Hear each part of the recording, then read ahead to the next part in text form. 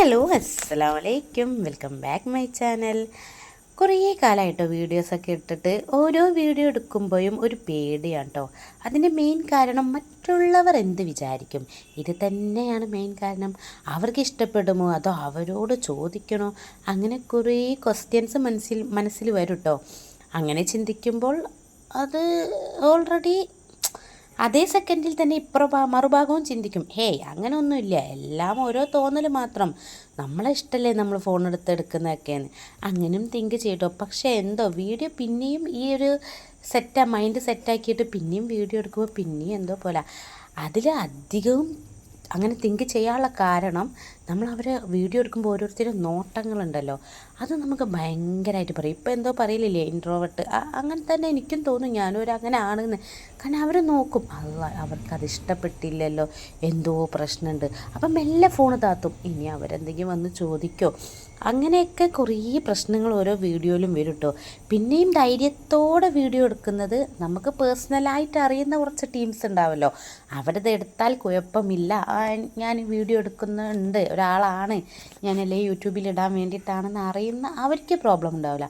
പക്ഷെ പൊതുവെ ഈ പബ്ലിക് പ്ലേസിൽ അത് വീഡിയോ എടുക്കുന്നതിൽ ഒരു ഭയങ്കര ഒരു ടാസ്ക് തന്നെയാണ് കേട്ടോ.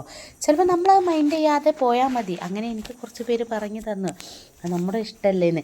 പക്ഷെ ഓരോരുത്തരും പ്രൈവസി ആണല്ലോ, അതിൽ നിന്ന് നമ്മൾ പോയി വീഡിയോ എടുക്കുമ്പോൾ അങ്ങനെ എന്താ ഇപ്പോൾ പറയുക, ഇതന്നെ ഇൻട്രോവേർട്ട് എന്നൊക്കെ പറയുന്ന പോലെ ഒരു ചോദ്യചിഹ്നമായിട്ട് എപ്പോഴും തോന്നും, എന്തെങ്കിലും പ്രശ്നമാവുമെന്ന്. അധികം നമുക്ക് ഈ ബസ്സിൽ അങ്ങനെയൊക്കെ പോകുമ്പോൾ, ബാക്കിയൊക്കെ നമ്മളേതായ പ്ലേസ് ആണല്ലോ, ബാക്കി ബസ്സിൽ കൂടുതൽ ആൾക്കാരുള്ള ബീച്ച് അങ്ങനത്തെ സ്ഥലങ്ങളിലൊക്കെ പോകുമ്പോഴാണ് ഭയങ്കരമായിട്ടൊരു എന്താ പറയുക അൺകോൺഫിഡൻറ്റ് പഞ്ചായത്തിലൊന്നും ഹോസ്പിറ്റലില്ലാങ്ങിട്ട് വെങ്ങളം പഞ്ചായത്തിലെ ഹെൽത്ത് സെന്ററിലേക്ക് ആലോചിക്കുമ്പോൾ അപ്പത്തന്നെ മറുഭാഗം ചിന്തിക്കും, നേരത്തെ പറഞ്ഞ പോലെ.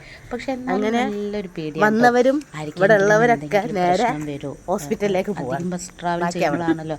അങ്ങനെ ബസ്സിലൊക്കെ വളരെ റെയറായിട്ട് ഒന്നോ രണ്ടോ ക്ലിപ്സ് എടുത്ത് മാറ്റി വെക്കും കേട്ടോ. കാരണം ഉള്ളിൻ്റെ ഉള്ളിൽ എത്ര ധൈര്യം ഉണ്ടെങ്കിലും ഒരു പേടിയാണ്, എങ്ങാനും പിടിക്കുക, അങ്ങനെ എല്ലാവർക്കും ഇഷ്ടപ്പെട്ടില്ല എന്ന് അവർ നേരിട്ട് വന്ന് പറഞ്ഞാലോ. പിന്നെയും നമ്മുടെ ഫങ്ഷൻസിനും റിലേറ്റീവ്സിൻ്റെ അടുത്തൊക്കെ പോകുമ്പോഴേ നമ്മൾ അവരോട് ചോദിക്കും, ഞങ്ങൾ വീഡിയോ എടുക്കുന്നതിന് എന്തെങ്കിലും പ്രശ്നമുണ്ടോ, ചിലർ കൂളായിട്ട് പറയാം ഇല്ല കേട്ടോ എന്ന്. പിന്നെ ചിലതൊക്കെ അറിയാത്ത ലെവലിൽ ഫോൺ പിടിച്ചടിക്കും. അതിലെനിക്ക് വരുന്ന മണ്ടത്തരം, ഞാൻ വീഡിയോ എടുക്കുമ്പോൾ ഫ്ലാഷ് അടിക്കും. അപ്പം എൻ്റെ മനസ്സിൽ ഞാൻ വീഡിയോ എടുക്കുന്നുണ്ട്, ആരും അറിയുന്നില്ല എന്നാണ്. പക്ഷെ ഓൾറെഡി ഈ ഫ്ലാഷ് കത്തി നിൽക്കുമ്പോൾ ഞാൻ വീഡിയോ എടുക്കാമെന്ന് എല്ലാവർക്കും മനസ്സിലാവും, മണ്ടിയായി എനിക്ക് മാത്രം മനസ്സിലാവുന്നില്ല. അതിപ്പോൾ ഈ അടുത്തയായിട്ടാണ് ഞാനൊന്ന് കണ്ടുപിടിച്ചത്. അപ്പോൾ ഇതിപ്പോൾ ഇവിടെ പറഞ്ഞത് എൻ്റെ ഒരു തരം പേടി, എനിക്ക് എന്തുകൊണ്ടാണ് ഇങ്ങനെ, അതെന്തുകൊണ്ടാണെന്നറിയില്ല. അപ്പോൾ അതൊന്ന് ഷെയർ ചെയ്യണമെന്ന് തോന്നി. പക്ഷെ അത് വിചാരിച്ച് ഞാൻ എടുക്കാതൊക്കെ ഇല്ല. പക്ഷെ പല സ്ഥലങ്ങളിലും ഞാൻ എടുക്കാതെ പോയ കുറേ സ്ഥലങ്ങളുണ്ട്. എന്തോ ഉള്ളിലെന്തോ ഒരു ഭയം, അത് തന്നെ. അപ്പോൾ ഇപ്പം പിന്നെയും വേണ്ടില്ല, എന്നാലും ഒരു ഉള്ളിലൊരു ചെറുങ്ങനെ പേടിയുണ്ട് കേട്ടോ.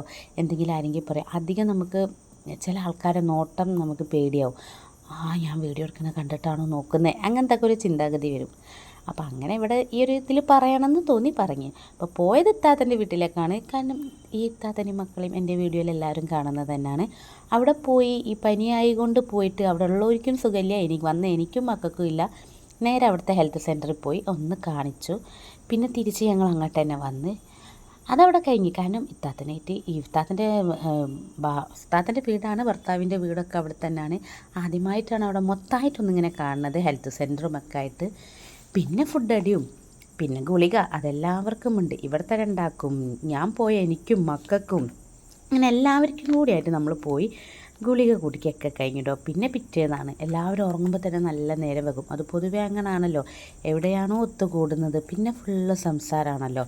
ഇതിൻ്റെ ഇടയിൽ നമ്മൾ പറഞ്ഞു നമുക്ക് കാപ്പാട് ബീച്ചിലേക്കൊന്ന് പോയാലോ. പക്ഷേ എല്ലാവരും അസുഖത്തിലായതുകൊണ്ട് ആ ഒരു ഇത് മാറ്റി വെച്ചിട്ട് നേരെ പോയി കിടന്നുറങ്ങി. പിന്നെ രാവിലത്തെ ചായ, അതിൻ്റെ ഇടയിൽ മോക്ക് മദ്രസൊന്നും ബിരിയാണി കിട്ടി, അപ്പം മക്കൾക്ക് ബിരിയാണി മതി എന്ന് പറഞ്ഞ് അങ്ങനെ ചായ കൂടിയൊക്കെ കഴിഞ്ഞപ്പോൾ പിന്നെ ഷട്ടിലും ബാറ്റും കളി.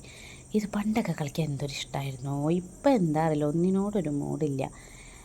പിന്നെ അവർ കളിക്കാൻ തുടങ്ങി. പിന്നെ ഇവക്ക് വണ്ടി പഠിച്ച ഒരു അഹങ്കാരം മനസ്സിലുണ്ട്, അല്ല ഉള്ളിൻ്റെ ഉള്ളിലുണ്ട്. അതെനിക്കറിയാത്തതിൻ്റെ ഒരു അസൂയമായിട്ട് നമുക്ക് കരുതാം, എനിക്ക് കരുതാം. അങ്ങനെ അവരവരുടെ കളി തുടങ്ങുമ്പോഴത്തേന് ഇവിടെ നല്ല സാമ്പാറും ബീഫ് പൊരിച്ചതാണ് കേട്ടോ ഇന്നത്തെ റെസിപ്പി വന്നത്. കാരണം ഓൾറെഡി നൈറ്റിൽ നമ്മൾ ഷവായൊക്കെ കഴിച്ചത് കൊണ്ട് അങ്ങോട്ട് ആർഭാടാക്കിയില്ല. നമുക്ക് നല്ല വറുത്തരിച്ച സാമ്പാറും പിന്നെ ഇറച്ചി പൊരിച്ചതാക്കാം. അതിൻ്റെ ഇടയിൽ എന്താ പറയുക, ആനന്ദകരമാക്കാൻ, ഇടവേളകൾ ആനന്ദകരമാക്കാൻ ഇടയ്ക്ക് ഒരു വത്തക്കൊക്കെ കഴിക്കാം. അതും കഴിഞ്ഞ് പിന്നെ ഫുഡടിയും ചായയും എല്ലാവരും കൂടി ഇരുന്ന് നമ്മൾ അവരോട് യാത്ര പറഞ്ഞ് നേരെ വിട്ടിട്ടോ. ഇനിയിപ്പോൾ ഒന്ന് വീട്ടിൽ പോകണം. ഇനിയിപ്പോൾ അധികം രാത്രി ഫുഡ് ഉണ്ടാവില്ല, വളരെ റയറായിരിക്കും.